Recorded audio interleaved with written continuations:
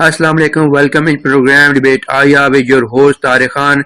We will analyze and explore the role of United States of America in Middle East region, and we will also analyze US foreign policy in Middle East. Let me bring our guest in program, Prof.Dr. Naim Salem. You are expert on international relations from Notre Dame University, Lebanon. Sir, thank you so much for joining and welcome in program.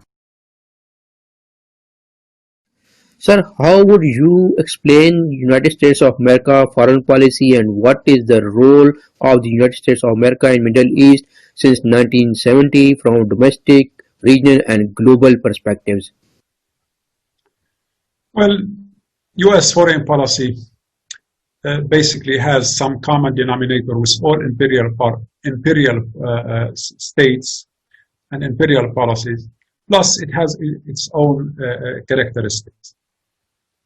The United States rose as a power after the late 1800s and began to expand outside its territory.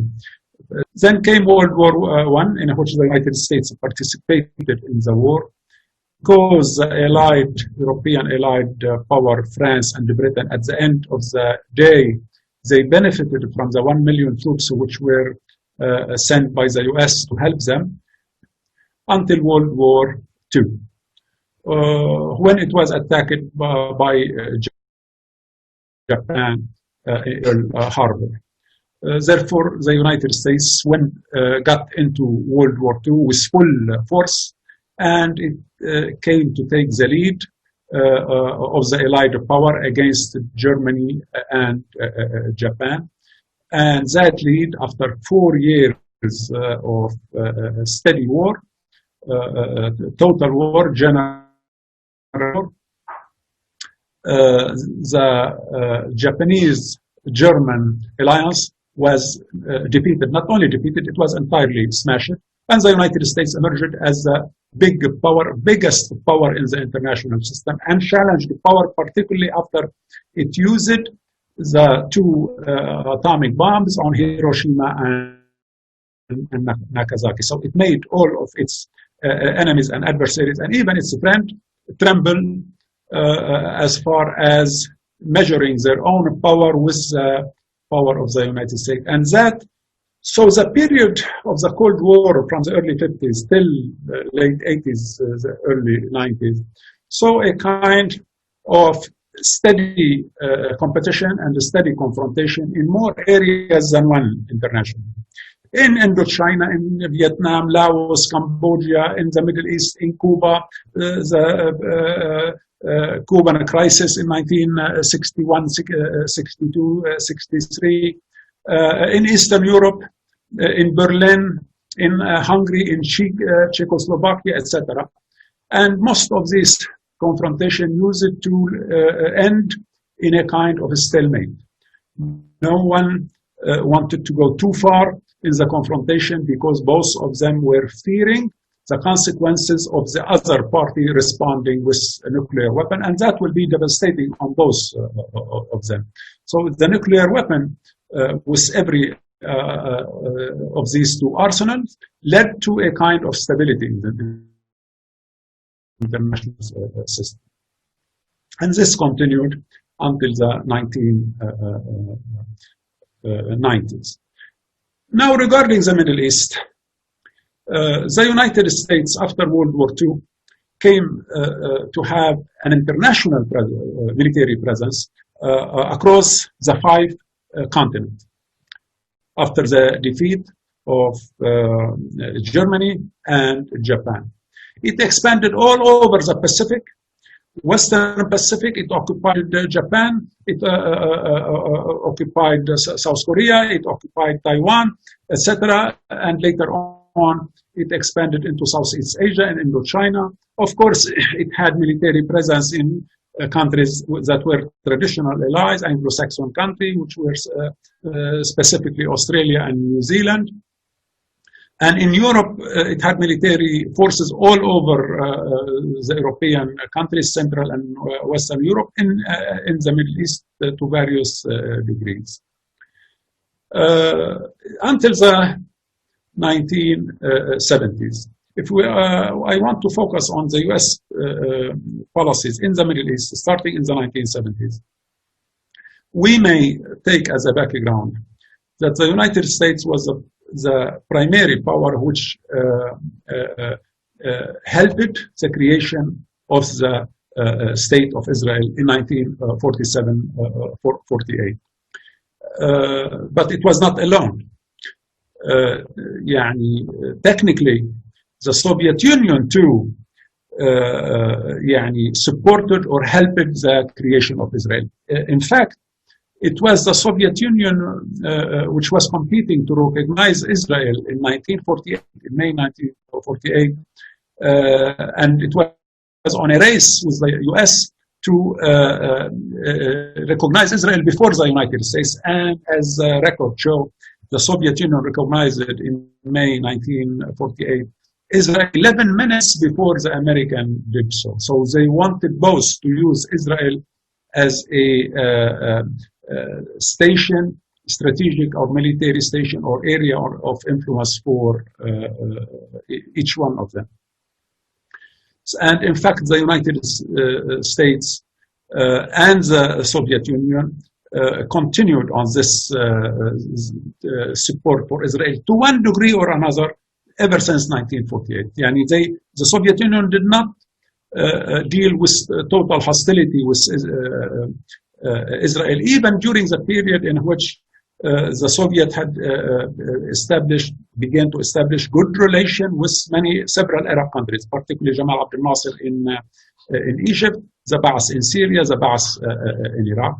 Nevertheless, they were on relatively acceptable terms with Israel in such a way as they did not arm the Arab countries in a major way that would enable them to defeat Israel or to invade Israel. And in fact, this is still continued till now. Now, this situation has expanded even more. Regarding the Middle East, the United States, the first entry of the United States in the Middle East was in the 1930s. I had mentioned a minute ago that at the end of World War II, the United States withdrew from the international scene. But starting in the 1930s, with the coming of Hitler to power in January 1933, and even a few months before that, the Americans began to seek to gain influence in the Arabian Peninsula. And this was through a kind of memorandum of understanding with Britain. Britain was, at the end of World War I, became the mandated power over the Fertile Crescent countries, Iraq, Jordan, and Palestine. And it had acquired a dominant influence throughout the Arabian Peninsula, starting in the late 1870s, 80s, 1899 in Kuwait. And then with their influence in Hijaz and Najd, Saudi Arabia today, before there was a state to be called Saudi Arabia. And in all of the trucial states, they were called the trucial states, United Arab Emirates, 7 Emirates, they were called trucial states, Bahrain, Qatar, Kuwait, etc. These were all structured as entities, political entity by Britain, all of them. And the Fertile Crescent states also, they were structured as political entity with the boundaries which we see today jointly by France and Britain. With the 1930s, there was a kind of concession given by Britain to allow for the United States to have influence specifically in Saudi Arabia. Saudi Arabia, which was helped Al Saud to establish their control over the central part of the Arabian Peninsula, they were helped by the British. The rise of the East and West in the 1950s and the rise of Jamal Abdel Nasser in the Arab world in the mid-1950s, late 1950s, the alliance of the United States with Saudi Arabia came to be strengthened even further. And the enemy number one of the United States came to be the Arab nationalist regimes in the Arab world, including in Egypt, Iraq, Syria, Baas in Iraq and Syria, and later on Gaddafi in Libya, Well, in Yemen, Ali Abdullah Saleh, etc. sir. And therefore, the situation continued on this track, whereby the United States looked at the Arab nationalist regime or Arab nationalist ideology to be a primary target to them. At the same time, they allied themselves, the United States, with royalist regime. Ever since they came to have influence in the 1930s up till this moment, their primary allies in the Arab world have been the royalist regime. The 6 royalist regimes in the Gulf, from south to north, Oman, Emirates, Qatar, Saudi Arabia, Bahrain, and Kuwait, plus 2 other regimes, Jordan and Morocco. And previously, of course, the Shah of Iran before the revolution in 1979 was their primary ally. Currently, what is happening in the Middle East, and who are the allies of America in Middle East, and what are their interests as well as priorities? If we want to jump to the current period may be we may define it as a post-communist, post-Soviet period. In the up till 1991-92, particularly 1990 and the first Gulf War, the Soviet Union stood as a deterrent in the Middle East against the United States, to a large extent by helping the countries which were opposing the United States, Iraq, Syria, Abdel Nasser in Egypt, Gaddafi, Algeria, Yemen. With the collapse of the Soviet Union, that opened the floodgates only for the United States to dominate the region. And with the opening of this floodgate, the United States sought to target, to eliminate all Arab regime states, one after one after one. They eliminated Saddam Hussein and the Ba'ath in Iraq. They invaded Libya and eliminated Gaddafi. Ali Abdullah Saleh in Yemen. And the only state that is still governed by an Arab nationalist regime in the entire Arab world, the 22 states, is Syria. And they have been waging a war on Syria for the past 10 years. At one time, they created an international coalition against Syria with 130 states. And now it has shrunk to being only a few states, US, Israel, Turkey, Britain, and Germany, being allied against the government of Syria. But they have been waging a war on Syria for next year in March. It will be 10 years a constant war on Syria. This is one of the longest war in the past 100 years in the international system on a relatively small country, only a country of 20 million people, compared, for instance, with Pakistan, 200 million people. The objective is to eliminate all Arab nationalist regime countries, and therefore apply the policy of divide and conquer all over the Arab world, using one regime against the other in order to weaken everyone, and therefore this will give Israel the supremacy in the Middle East, number one, and will give the United States full control of the policy and the oil and gas of the region. And they have been able to achieve that to one degree or another, or to a large extent, over the past 20, 30 years, since the first Gulf War in 1990, and then followed by the second Gulf War on Iraq in 2003 up till now. But with what cost? It was at horrific costs. In Iraq alone, U.S. wars on Iraq in 1991 and 2003 up till this very moment has cost Iraq more than 3 million dead over the past 30 years. More than 3 million dead and more than 12 or 13 million refugees and injured and people who were rendered into misery. That's in Iraq alone. In Syria, it is the same number. 500,000 dead in Syria, more than 10 million or 12, 13 million refugees, between 12 million refugees, domestic refugees, internal and external refugees. There are external refugees, Syrian, more than 5 million, including in Turkey, in Lebanon, in Europe, etc.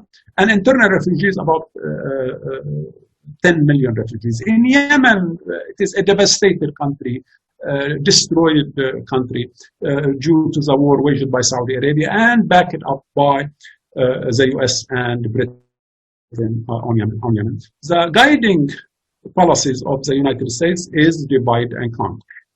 Dividing the Arab state, setting them against one another, and therefore conquering them and smashing them, so that no one regime would be able to stand in the face of the United States, and no one regime would be able to stand in the face of Israel. And there remained Iran in recent years, who was still raising the anti-Israel stance, and they have been targeting it time after time, including the assassination of Qasem Soleimani on January 3rd in Baghdad, and the assassination of Mohsen Farizadeh in Iran, in the suburb of Tehran last month. So the policy is to eliminate or to weaken any state that threatens U.S. interest or stand in the face of U.S. interest, and particularly stand in the face of Israel or constitute a danger on Israel. The Americans have been helped in this objective or this policy by Russia. Russia is no more the ally of the Arab nationalist regime as it used to be during the Soviet regime. Even in Syria, Russia is aiding Syria with limited military aid, not with full defensive forces. The Syrians do not need offensive weapons; they only need defensive weapons, anti-aircraft missiles to fend off Turkish plane, Israeli plane, American plane, British warplane, etc. And the Russians would not give them that. In fact, they have given Erdogan of Turkey the SAM, the S-400 missiles, but they have not given Syria the S-400 missile. And this gives you an idea about the bad situation in which the Arabs are in, or the Arab nationalist regime, which are seeking to fend off imperialism into the region. They are in very much difficulty, very bad situation, because they can't find an ally to stand with them. For instance, over the past 10 years, Mr. Putin has met 3 or 4 times with the president of Syria, Bashar al-Assad.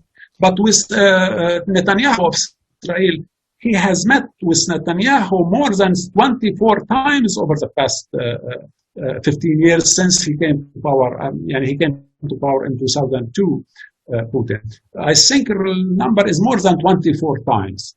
So this is an indication of the closeness of Russian relation with Israel. So actually, it is more close than what it is with Syria, and therefore the Syrian could not expect that the Russian to give them weapons to defend themselves against Israel or against the United States or against Turkey or against other intruding power against Syria. This is the dilemma, not only of Syria, it is the dilemma of the Arab world.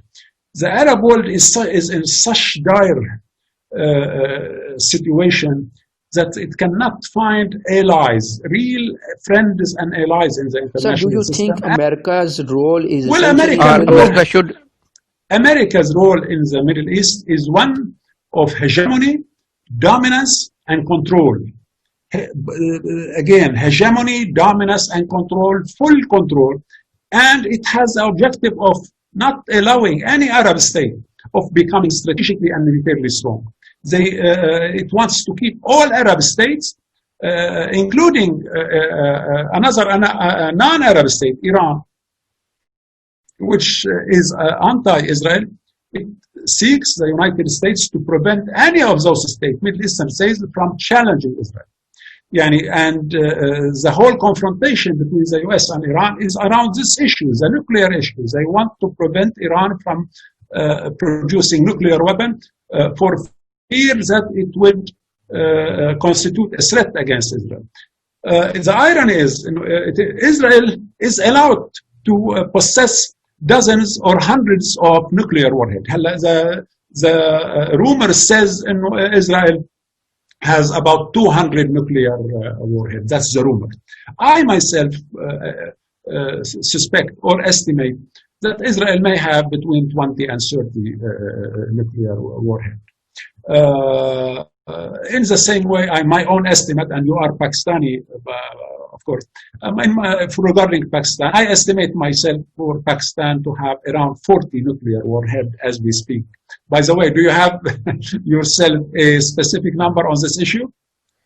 On this topic? How many nuclear warheads? Pakistan has 160 nuclear heads, alhamdulillah, mashallah. My own estimate, Pakistan possesses between 30 and 40 nuclear warheads. In fact, I suspect that Pakistan may possess a few more warheads than India does, even though India 1.4 billion people and Pakistan is only 200 million people. But because of this factor, that the huge difference in the demographic weight of India and Pakistan, therefore Pakistan has been concerned and afraid to be overpowered by India in the nuclear field, and that's why it has concentrated since the 1970s, particularly since Zulfikar Ali Bhutto and before Zulfikar Ali Bhutto, in producing nuclear weapons. Okay, Pakistan was allowed to produce nuclear weapons by the United States and by other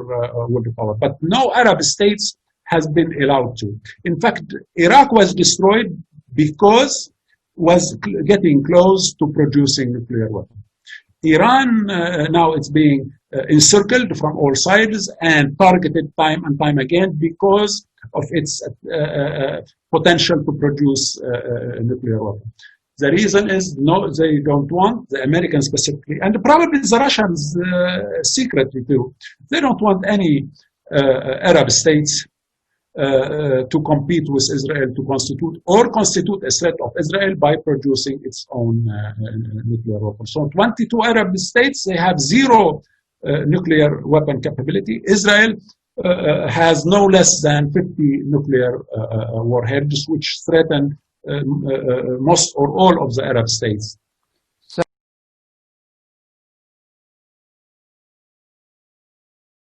Pakistan is the only Muslim nuclear state. How do you see Pakistan's role in Middle East, and what role Pakistan should play in Middle East? Well, that's a good question. Thanks for asking this question, because I myself, this issue has been, I have been thinking about this issue, and this has been in, one of my research levels for quite some time. Until the coming of Mr. Imran Khan to the premiership position in Pakistan, Pakistan was very much in its foreign policy following either the American line or the Saudi line. With Imran Khan is really the first prime minister in the last 20-30 years who has sought to establish an independent foreign policy from the United States. Previous leaders in Pakistan tried to do that. Zulfikar Ali Bhutto, he was murdered in a coup d'etat, and his daughter Benazir Bhutto, she was murdered suspiciously by Islamist terror groups supported by imperial power. Why? Because Zulfikar or Benazir, they had their mind set on creating making a Pakistan of an independent power. military power, nuclear power, and economic power. So they eliminated them. The American want of Pakistan to remain a secondary state, a tertiary state that is a follower state, not to have its own foreign policy. I see if Imran Khan is to continue on this path of independent-minded foreign policy, I see that Pakistan would be able to come to have more and more influence in the Middle East, but more importantly at the level of the Muslim world as a whole. And the position of Mr. Imran Khan regarding the recognition of the State of Israel, which he has expressed over the past few months, is very noted and very honorable position. He said that Pakistan will not recognize Israel until Israel give the Palestinians their own right and gives them their human rights and allows them to establish their own state. This is a very much, myself as an Arab intellectual, I see this is a very honorable position taken by Imran Khan. Imran Khan has more honor than a majority of the Arab leaders now, which we have in the Arab. This is new. Whereas many of the previous leaders in Pakistan were appendages to the United States. To what degree the United States will seek to contain Pakistan, it will definitely seek so, but it will not be able to succeed in that. Why? Because the US now has been spread thin. It has to confront China, it has to confront Russia, it has to confront and wage wars throughout the Middle East. So it won't have the resources to focus on Pakistan in order to shock off Pakistan or to contain Pakistan, whether economically or in nuclear weapons or in ballistic missiles. So I hope, and I look forward personally, as a human rights activist, as a Arab intellectual, that Pakistan takes the lead at the level of the Islamic State to straighten out once again the policies of the Gulf states, the Arabian Peninsula states, who have been going or throwing themselves into the lap of Israel and the lap of imperial power, including United Arab Emirates, which just opened established relations with Israel, Bahrain, Oman, and Saudi Arabia. Saudi Arabia, they are levitating. In public, they say, well, no, we won't have diplomatic relations with Israel, but we are smart enough to look behind the curtain, behind the scene. In fact, they have already established all kinds of economic and trade relations with Israel, with Saudi, and more than that, they have opened their airspace to Saudi commercial planes to move between Israel and entire Asia.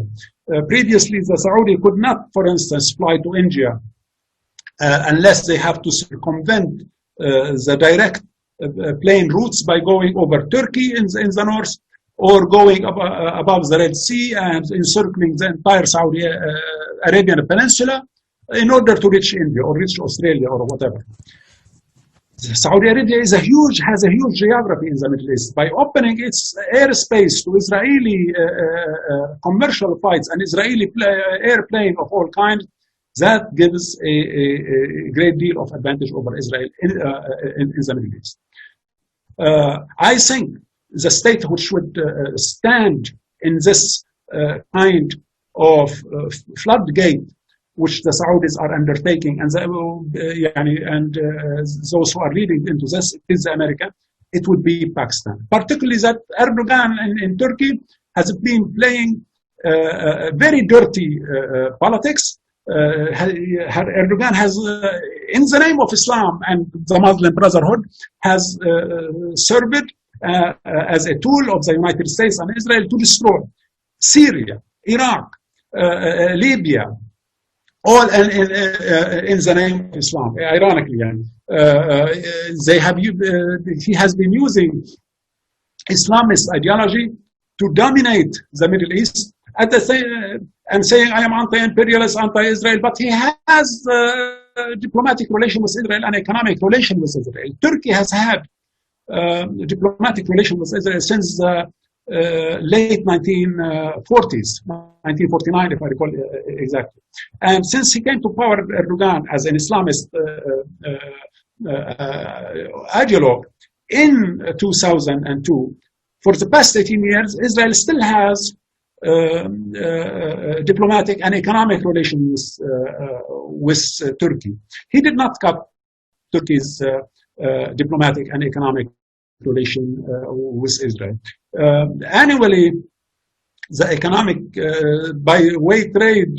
bilateral trade between the two countries, Israel and Turkey, is in the neighborhood $4 to $5 billion annually. So Turkey is backing, underwriting the Israeli economy and claiming that it wants to help the Arabs and help the Muslims and help the Palestinians. This is baloney.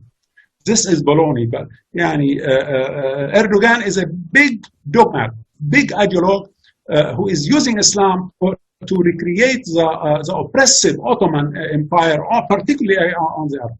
Whereas, compared with Turkey, Pakistan had never been an oppressive power against anyone. This is a major difference. Pakistan policy had been very much humanitarian policy, had been policies based on principle. Particularly now, I see it with Imran Khan. If Imran Khan is to continue on this path, this would constitute some good opportunity, some good way for the Muslim to be able to stand on their feet. And I think the retraction of Saudi Arabia over the past few weeks. They said that they met in northwestern Saudi Arabia with the foreign minister with the Secretary of State of the United States and with Netanyahu, and then the Saudi government denied that this was true. But actually, they have not met last month in northwestern Saudi Arabia. They have been meeting secretly for many years. We know that. I think their fear of Pakistan and the honorable position of Pakistan is leading the Saudi to hit the brakes on their opening with Israel in particular. And this is good. Such a position by Pakistan is a commended position, and we should thank Pakistan for its position. Sir, do you see any difference in approach between Trump and incoming President Joe Biden towards Middle East? Of course. First of all, U.S. foreign policy will not change fundamentally between Republican and Democrat. But in this case, in the case of Donald Trump has been one of the most arrogant president to govern any country in the world. Most arrogant, overbearing president. Liar president. The Washington Post has created a series of lists or tags of how many lies he had said in public on a daily basis on Twitter and in the speech he talked. Hundreds and even thousands of lies over the past 4 years. Moreover, his overbearance in dealing with his own official, his own aide, the people whom he had appointed as secretaries in the cabinet or in various levels in the White House, National Security Council, etc. He appoints one bureaucrat at one day, and the next day he fires them. A total, absolute arrogance. For instance, since he came to power 4 years ago, he has changed 5 secretaries of defense. 5 secretaries of defense. And in the first place, he is or was selecting those because they are close to him as Republican or ideologically close to him. But more, despite of that, he doesn't get along with almost anyone. At the domestic level, at the international level, he has created enemy, and he has insulted dozens of leaders. Many of them are U.S. allies. Angela Merkel, the Prime Minister of Australia, the former Prime Minister of Britain, the current President of France, the former President of France. And this has come to negatively and badly affect U.S. alliances and U.S. relations with its own allies in Europe, in NATO, in Australia, etc. As Canada, with Justin Trudeau in Canada, he has disparaged Justin Trudeau of Canada. Canada is one of the closest allies of the United States. So definitely, the coming of Joe Biden to the presidency as of next January 20th will relieve, first and foremost, America's ally of the way Donald Trump was conducting himself and conducting foreign policy. In format, it will affect foreign policy. In substance, not much. But at least I would estimate there will be some major differences between 20 and 30% in the way the U.S. foreign policy will be conducted under Biden as compared with Trump. It will revert back under Biden to institution. The foreign policy will be institutionalized once again, not personalized. This man has a personalized foreign policy. He has Secretary of State, he has Secretary of Defense, for instance, but he uses his own son-in-law, Jared Kushner, to conduct his own policy all over the Middle East, and he sends him recurrently as special envoys to Israel, to the Arab Gulf state, and envoys who would threaten anyone who would stand in the face of the policies of Mr. Trump. So the first thing that will change is the institutionalization of U.S. foreign policy again. That's where will be reflected in foreign policy abroad, and also definitely it will be reflected in domestic politics in the United States. So I think the ousting of this man, this absolutely overbearing man, arrogant man, will be good for everyone.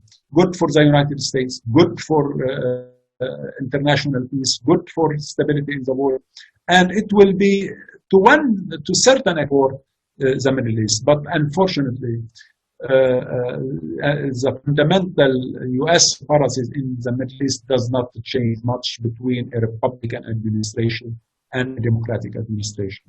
The Americans have three fundamental goals in the Middle East: the protection of the state of Israel, the dominance over oil and gas policies, and the suppression of any movement, Arab nationalist movement in any state that would take the Arab world toward liberation, political liberation, economic liberation, and liberation against Israel. So anytime they see a state that is going in that direction, they will seek to suppress it and even wage wars on it. And in fact, the Arab Spring wars, the Arab Spring was a policy aimed at professedly aimed at bringing democracy to the Arab world. But sir, how do you suggest and recommend solution for peace and stability in the Middle East? The real solution for wars and problems in the Middle East starts with the most fundamental problems of the region, which is the Palestine problem, the Palestine question, and the state of Israel. If this question is not resolved, no peace shall come to the Middle East. If the Western power, the United States and Europe, will continue to put all of their eggs all of their favoritism with the state of Israel, then there will be no peace, and wars will be going on and on again, on and on again. There must be a solution, a fundamental solution to the Arab-Israeli conflict that would set the region on the road to peace. This is one. Two, we need less intervention by the imperial power, by all of the big power, Western power, which are the United States and Britain in particular, the Anglo-Saxon power.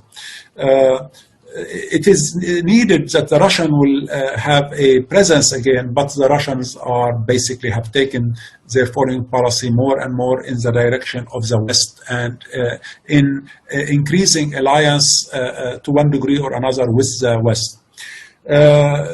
We in the Middle East, we count on the rise of China as a power. In the regional power, we count on the rise of Pakistan. The rise of Pakistan and the more influence by Pakistan at in South Asia, West Asia, and at the level of the Muslim world, that would be a good for the Middle East too. Expanded influence by China over the next this coming decade in the Middle East, that will serve to put a deterrent on the United States and lead to the creation of some kind of balance of power in the Middle East. And only through a balance of power can be peace established. If the Americans are to continue dominance, hegemony, imperialism, and wars on the region, then the entire Middle East will continue to be dragged into wars, one after one after one. Sir, do you expect any unity among Muslims and Arab states? Do you think they can be united? What is your opinion? I think, I had mentioned this before and I repeat again. The unity of Muslim countries, now I see it coming, if it is to come, and it is difficult. If it is to come, Pakistan will have to play the leading role, the major role. If the Saudi are to remain in the driver's seat, no hope. No hope. The Saudi will be applying and implementing American and imperial policies and Israeli policies to the head. This doesn't represent the interest of the people of Saudi Arabia or the people of the Arab world at large or the people of the Muslim world at large. In Turkey, there came a regime that of Rajab Erdogan, but Rajab Erdogan came to be a tool of the imperial power and a tool of Israel in waging the so-called Arab Spring War on the Arab state. So there is no hope as represented in Rajab Erdogan. The only hope currently in the Arab world and the Muslim world may be led by Pakistan under states like Pakistan, Malaysia, Indonesia, Syria, Iran, Iraq, Algeria. These should unite, should create a front to confront the imperial powers in the region. And once this is launched, it will definitely expand. It will generate its own force, and it will expand in popularity and in alliance and in support. Yes, sir, thank you so much for your precious and valuable analysis on the topic, and thank you so much again. You're welcome. You're welcome.